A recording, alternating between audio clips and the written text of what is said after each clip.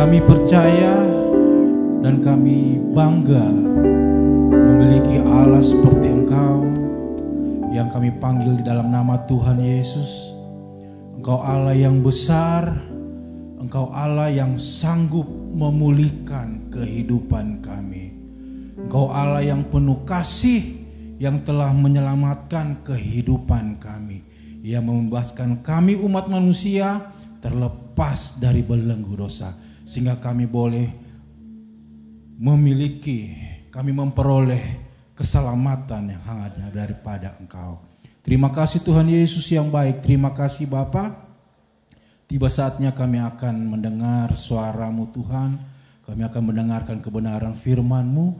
Tuhan, urapi hamba-Mu Tuhan, biarlah setiap firman yang disampaikan mengubahkan setiap kehidupan kami, memberi hikmat dalam kehidupan kami. Terima kasih Tuhan Yesus yang baik, terima kasih Bapa. Kami akan sambut firman-Mu hanya di dalam nama Tuhan Yesus. Haleluya. Amin. Puji Tuhan, silakan duduk teman-teman yang diberkati oleh Tuhan. Haleluya. Puji Tuhan.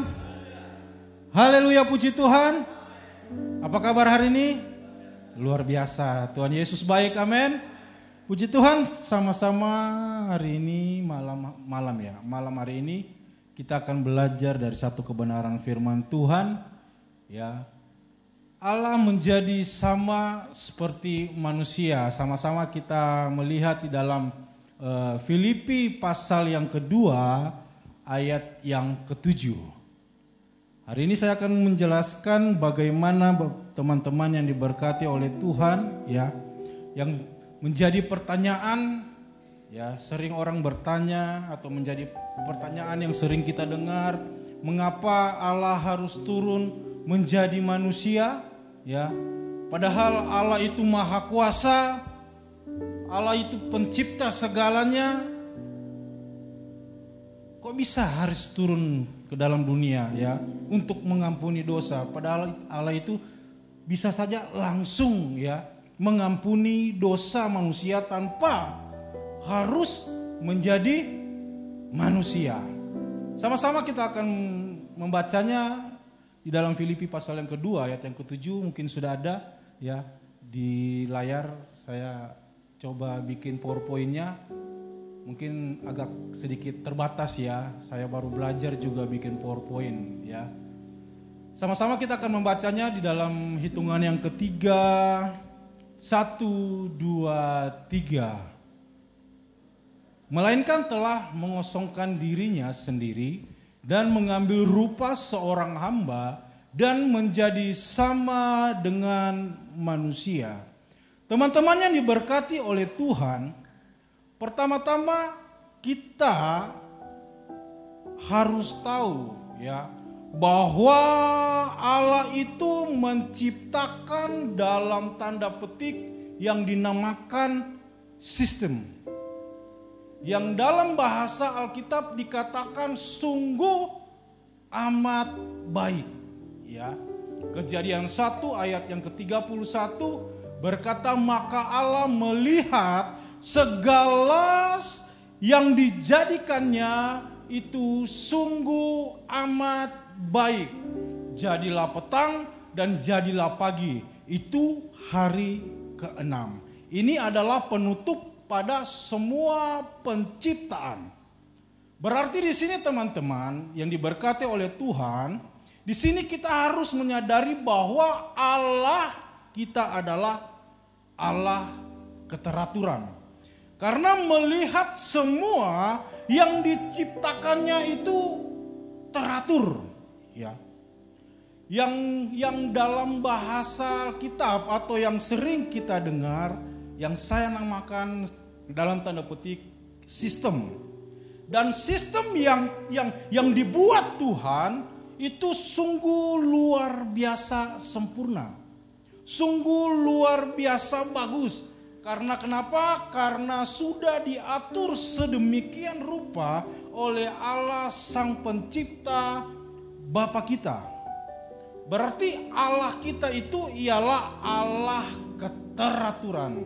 Allah yang membuat suatu sistem yang dalam bahasa Alkitab dikatakan sungguh amat baik. Teman-teman yang diberkati oleh Tuhan, kita akan melihat bagaimana sungguh amat baik itu. Saya akan memberikan contoh buat kita semua. Sebenarnya ada lebih banyak ayat untuk menjadi contoh-contoh, tapi ini hanya beberapa saja yang saya tampilkan, ya. Di dalam Kejadian yang pertama ayat yang keempat, ya. Di sini firman Tuhan berkata, Allah melihat bahwa terang itu baik, lalu dipisahkannya lah terang itu dari gelap, ya. Ini adalah sistem yang artinya sungguh amat baik yang diciptakan Allah, sudah teratur, ya. Di sini saya membayangkan teman-teman, coba kalau Allah itu menciptakan siang terus tidak ada malam, ya. Semua orang mungkin tidak ada yang tidur, yang melek terus, ya. Kalau tidak ada malam. Jadi di sini teman-teman, Allah itu sudah menciptakan semuanya teratur dan sungguh amat baik. Dan yang kedua, Kejadian pasal yang pertama ayat yang ke-26, di sini firman Tuhan berkata, berfirmanlah Allah, baiklah kita menjadikan manusia menurut gambar dan rupa kita, supaya mereka berkuasa atas ikan-ikan di laut dan burung-burung di udara dan atas ternak dan atas seluruh bumi dan atas segala binatang melata yang merayap di bumi. Dan ayat yang ke-27 firman Tuhan berkata, maka Allah menciptakan manusia itu menurut gambarnya. Menurut gambar Allah diciptakannya dia, laki-laki dan perempuan diciptakannya mereka. Dan kita melihat bagaimana di ayat yang Kejadian pasal yang kedua ayat yang ke-7, di sini firman Tuhan berkata, ketika itulah Tuhan Allah membentuk manusia itu dari debu tanah dan mengembuskan nafas hidup ke dalam hidungnya, demikianlah manusia itu menjadi makhluk yang hidup. Ini menjadi satu contoh buat kita semua supaya kita mengerti bahwa Tuhan menciptakan itu sungguh amat baik, ya. Bahkan di sini Tuhan Allah menciptakan manusia itu sungguh amat baik, yang sempurna serupa gambar Allah yang dibentuk Allah, ya, dikatakan di ayat yang ke-7 dari Kejadian 2. Dibentuk Allah dengan tangannya sendiri tanpa berfirman. Dibentuknya manusia itu sempurna sesuai dengan gambar Allah, dan semuanya itu sungguh amat baik. Jadi Allah sudah menciptakan semuanya itu sungguh amat baik. Bahkan manusia diciptakan dibentuk oleh tangannya Allah sendiri, semua baik, ya, serupa dan gambar Allah. laki-laki dan perempuan. Ingat ya teman-teman, laki-laki dan perempuan. Jadi Tuhan tidak ada salah cipta. Semua amat baik. Tidak ada laki-laki yang jadi perempuan, perempuan yang jadi laki-laki. Ya, saya pernah bertemu dengan teman saya yang sebenarnya dia laki-laki, tapi menyangka bahwa dia ini perempuan ya teman-teman. Bilang, aduh Andre, saya ini sebenarnya ya Andre ya gitu ya. Saya ini diciptakan sebenarnya perempuan, cuma tertanam di tubuhnya laki-laki. Ya, sering kita dengar begitu ya, teman-teman, banyak ya. Saya mau kasih tahu teman-teman bahwa Allah tidak mungkin salah cipta. Ya, Allah mungkin, kamu ini perempuan sebenarnya, terus diciptakan laki-laki. Tidak ada. Semua Allah menciptakan manusia itu dibentuk dengan teratur dan sungguh amat baik. Laki-laki dan perempuan. Tidak ada Allah salah cipta. Dan semuanya itu sempurna. Saya membayangkan kalau Allah itu menciptakan hidung kita mungkin terbalik ya. Bayangkan kalau hujan, mungkin kita jalan begini ya.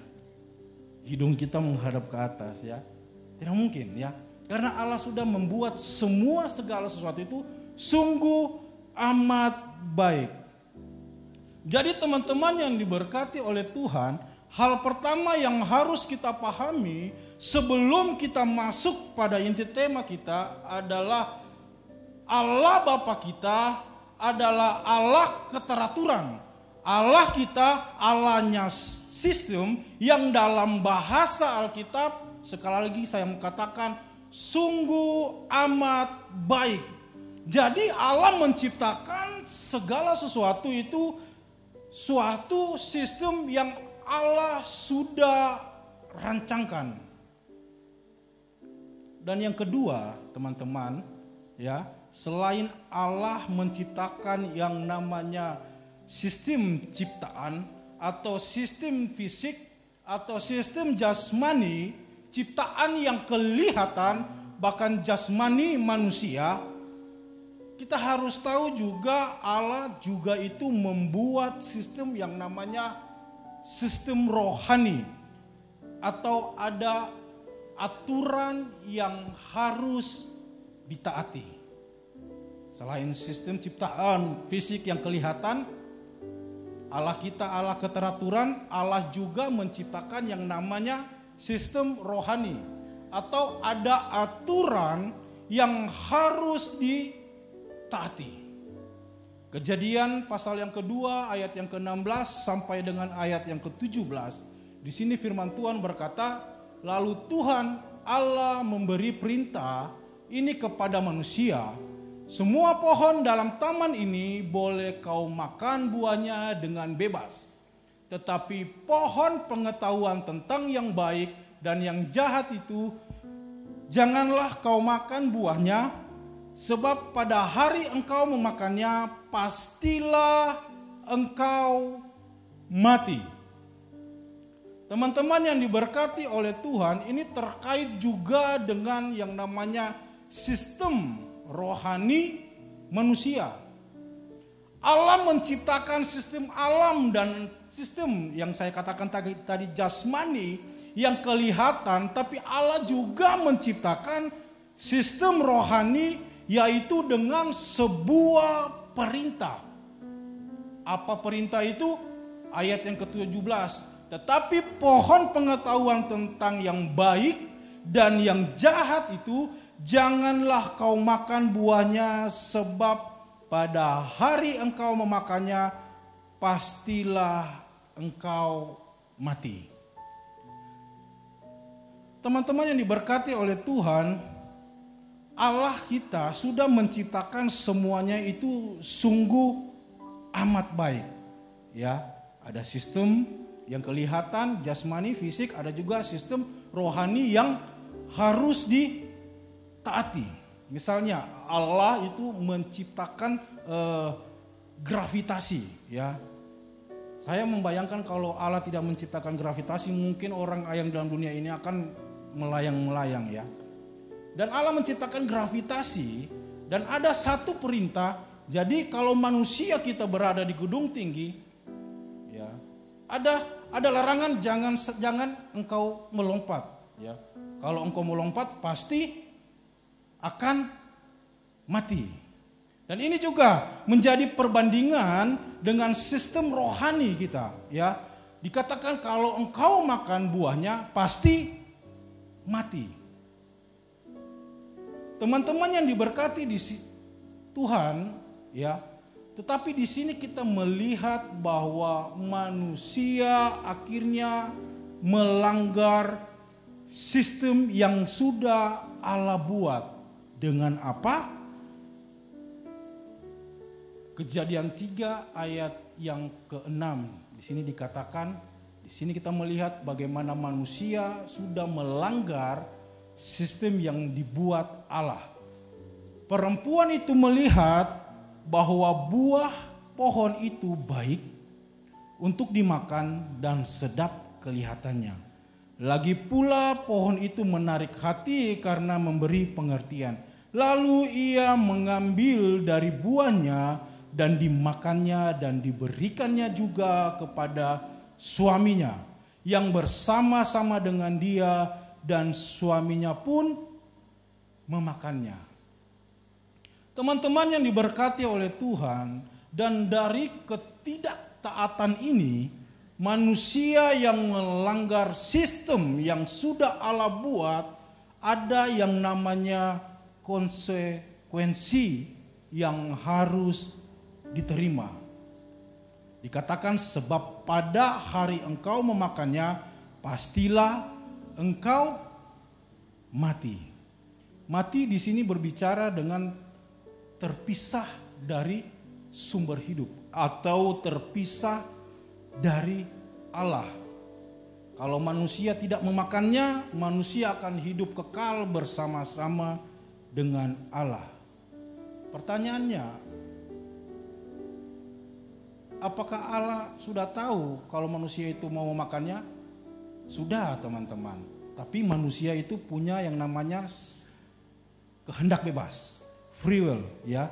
Nah, sekarang menjadi pertanyaannya, apakah setelah manusia jatuh dalam dosa, Allah langsung mengubah seluruh sistemnya?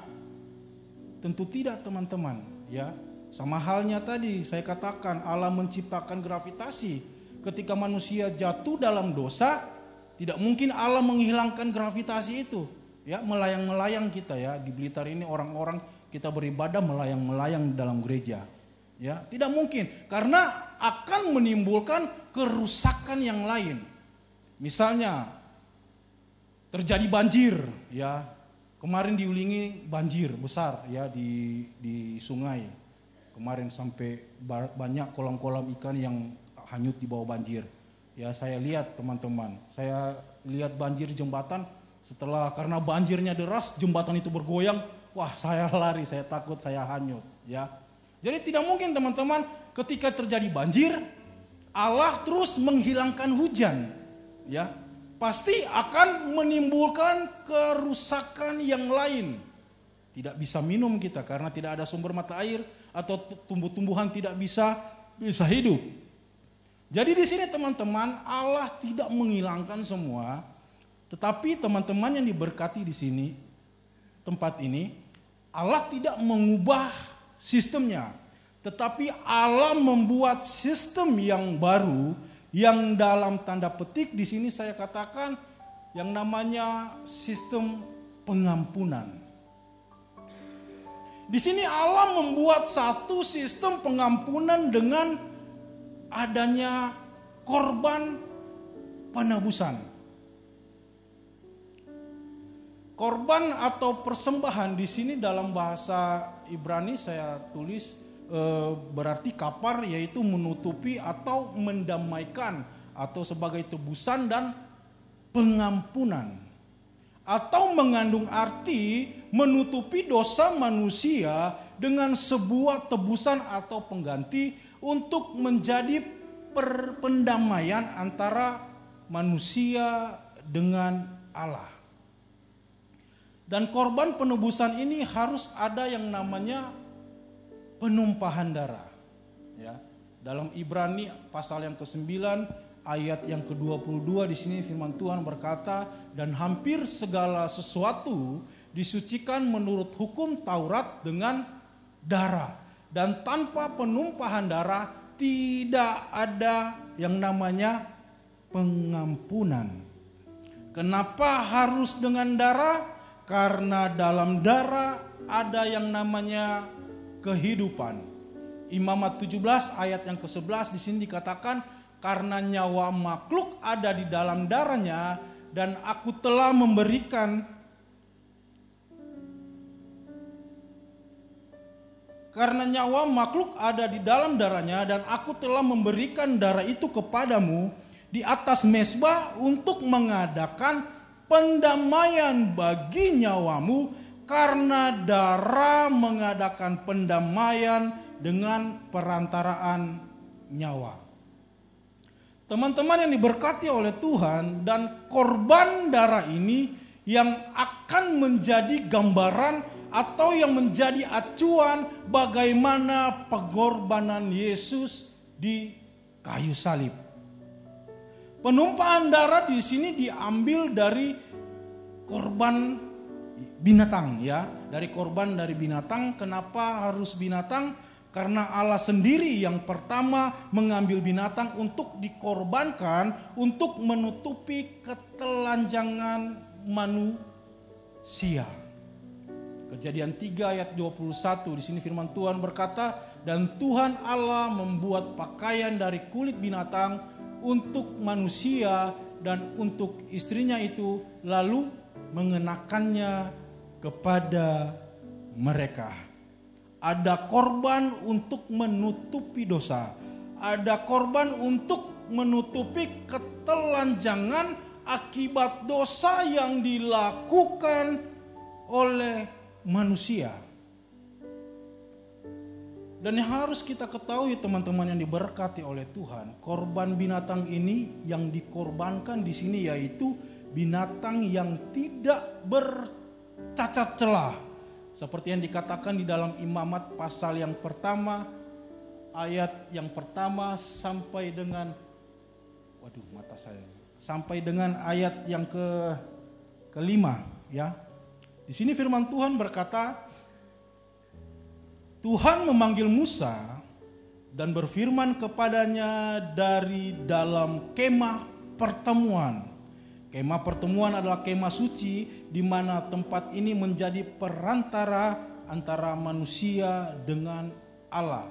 Dan ayat yang kedua firman Tuhan berkata, berbicaralah kepada orang Israel dan katakan kepada mereka, apabila seorang di antaramu hendak mempersembahkan persembahan kepada Tuhan, haruslah persembahanmu yang kamu persembahkan itu dari ternak, yakni dari lembu sapi atau dari kambing domba. Jikalau persembahannya merupakan korban bakaran dari lembu, haruslah ia mempersembahkan seekor jantan yang tidak bercela. Ia harus membawanya ke pintu kemah pertemuan supaya Tuhan berkenan akan dia.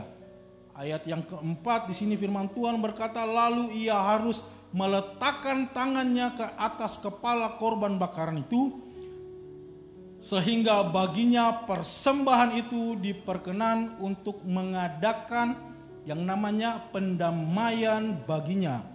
Kemudian haruslah ia menyembelih lembu itu di hadapan Tuhan, dan anak-anak Harun, imam-imam itu harus mempersembahkan darah lembu itu dan menyiramkan pada sekeliling mezbah yang di depan pintu kemah pertemuan.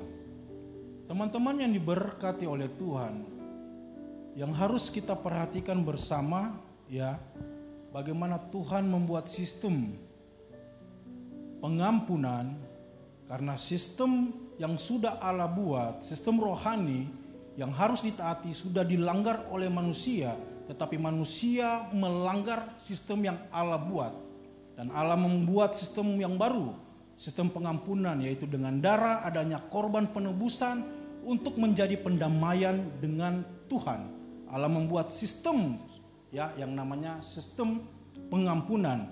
Dan teman-teman yang diberkati oleh Tuhan, yang harus kita perhatikan bersama bahwa korban penebusan dan hewan ini hanya bersifat sementara.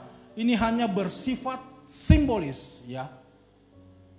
Masuk dalam perjanjian baru, korban berupa kambing dan domba dianggap sebagai lambang. Kita melihat di dalam Ibrani pasal yang ke-10 ayat yang ke-4. Boleh ditampilkan karena PowerPoint saya lupa save, jadi cuma sampai slide selanjutnya tidak ada, ya. Ibrani pasal yang ke-10 ayat yang ke-4. Kita akan sama-sama membacanya. Ibrani pasal yang ke-10 ayat yang ke-4. Kita akan baca secara bersama-sama. 1, 2, 3. Sebab tidak mungkin darah lembu jantan atau darah domba jantan menghapus dosa. Sebab tidak mungkin darah lembu jantan atau darah domba jantan menghapus dosa. Teman-teman yang diberkati oleh Tuhan, korban dari hewan ini tidak dapat menghapus dosa atau membebaskan kita dari belenggu maut yang mengikat kita sebagai umat manusia pada saat itu. Karena manusia yang berbuat dosa, manusia yang harus menjadi gantinya.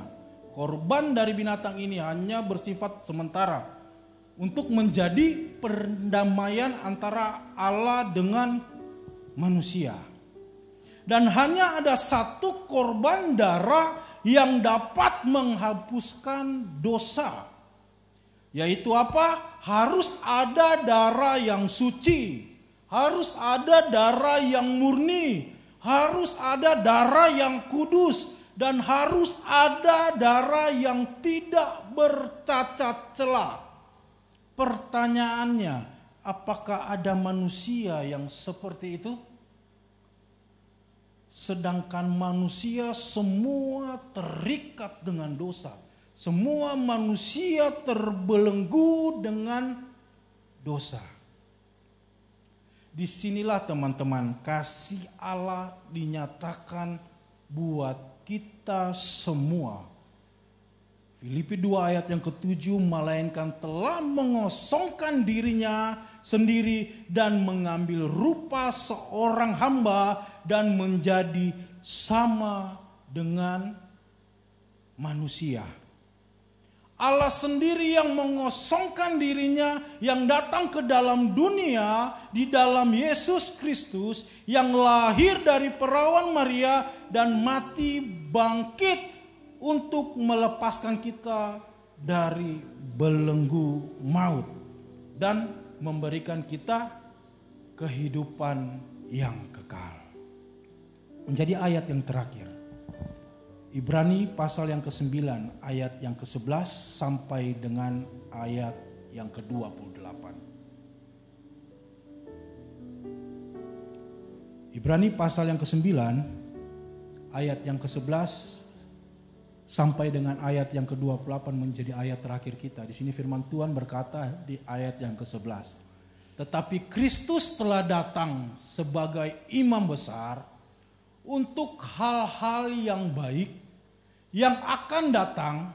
Ia telah melintasi kemah yang lebih besar dan yang lebih sempurna yang bukan dibuat oleh tangan manusia. Artinya yang tidak termasuk ciptaan ini. Ayat yang ke-12, dan ia telah masuk satu kali untuk selama-lamanya ke dalam tempat yang kudus, bukan dengan membawa darah domba jantan dan darah anak lembu, tetapi dengan membawa darahnya sendiri, dan dengan itu ia telah mendapat kelepasan yang kekal.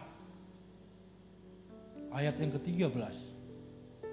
Sebab jika darah domba jantan dan darah lembu jantan yang dipercikan, abu lembu muda menguduskan mereka yang najis sehingga mereka disucikan secara lahiriah,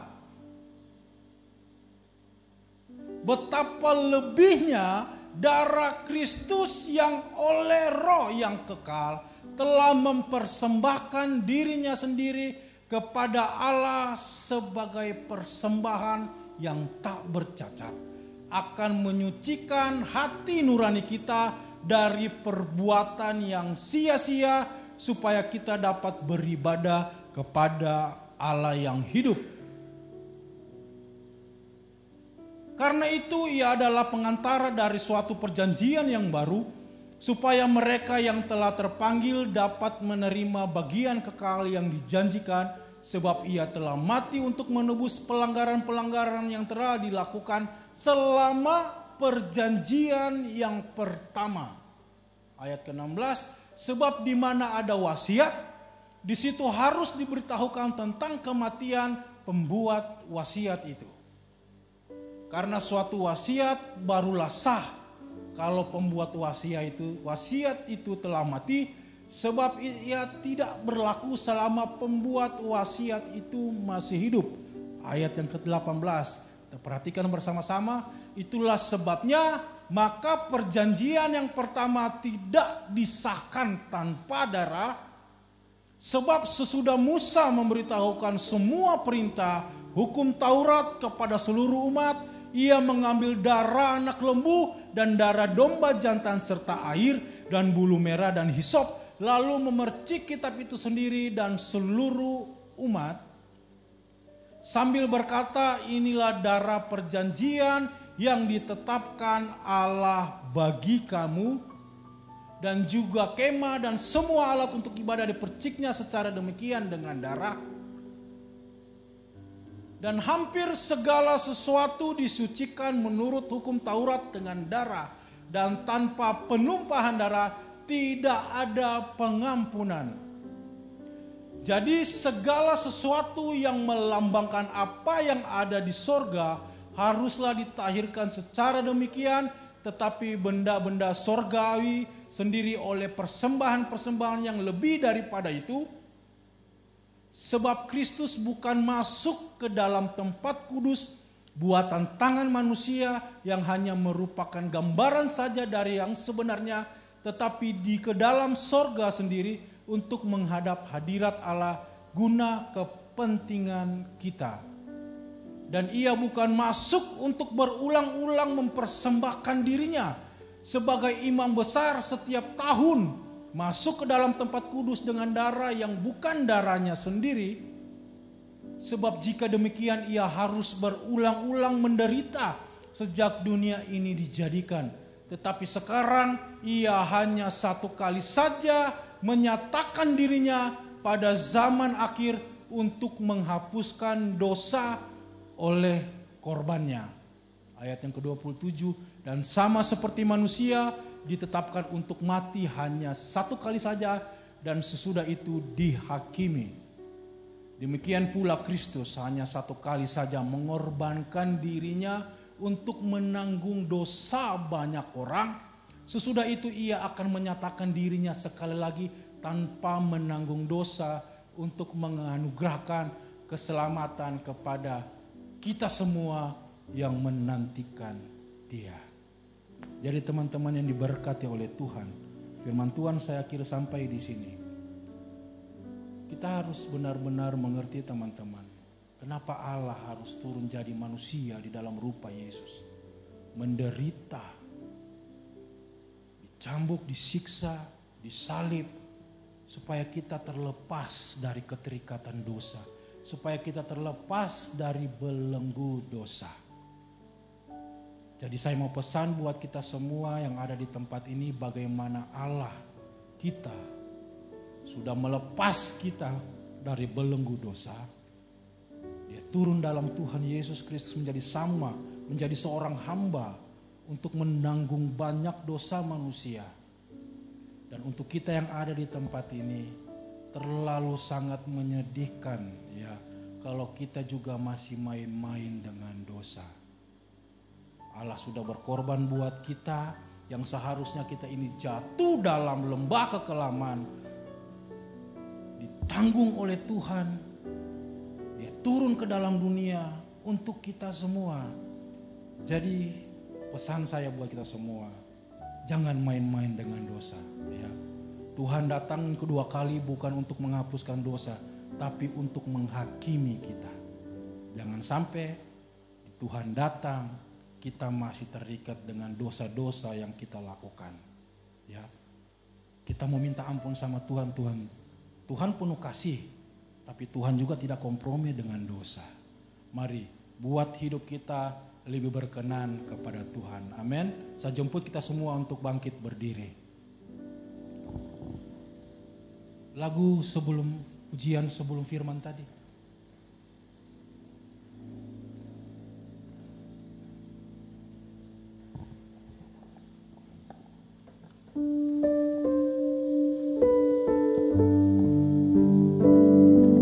Tuhan